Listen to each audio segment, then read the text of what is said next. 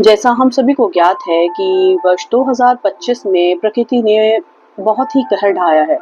कहीं बादल फट रहे हैं तो कहीं ज़मीन धँस रही है। अगर मुझसे पूछे तो प्रकृति और नारी में एक बहुत बड़ी समानता है। समानता यह है कि ये आप जैसा इसे देंगे यह 100 गुना वापस करके आपको देगी। प्रेम देंगे तो 100 गुना प्रेम देगी और कष्ट देंगे तो शायद ये आपको उतना कष्ट देगी जितना आपने कभी सोचा भी नहीं था। तो क्योंकि आजकल हम सब जगह प्रकृति का प्रकोप देख रहे हैं, तो आज कुछ पंक्तियाँ लिखी है मैंने इस विषय पर। नारी और प्रकृति होते हैं एक समान। नारी और प्रकृति होते हैं एक समान। प्रेम देती है वो तब तक, प्रेम देती है वो तब तक जब तक मिलता है सम्मान। प्रकृति कब तक सहती अपमान, प्रकृति कब तक सहती अपमान। काट डाले तुमने पेड़ और रोक डाला सब नदियों का प्रवाह।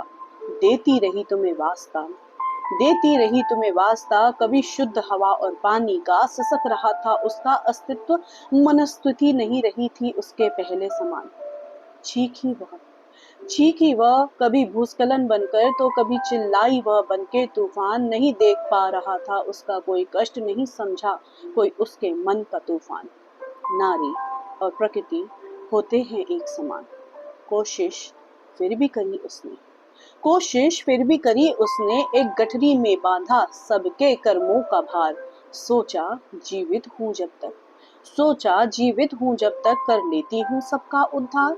बोला ना, नारी और प्रकृति होते हैं एक समान। बहुत ही भोली थी, बहुत ही भोली थी बहुत नादान। और एक दिन आया ऐसा भी कि टूटी गठरी कर्मों की।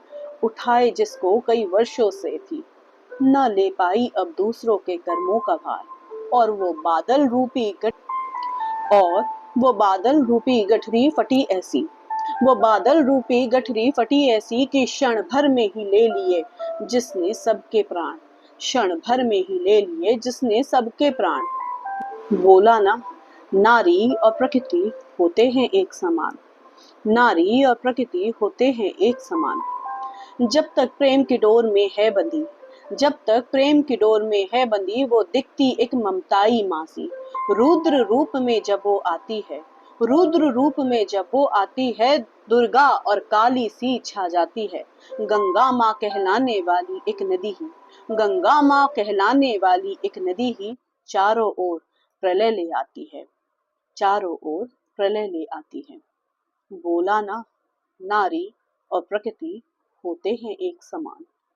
चाहे ये तुमसे, चाहे ये तुमसे सिर्फ प्रेम और सम्मान, सिर्फ प्रेम और सम्मान। नारी और प्रकृति होते हैं एक समान।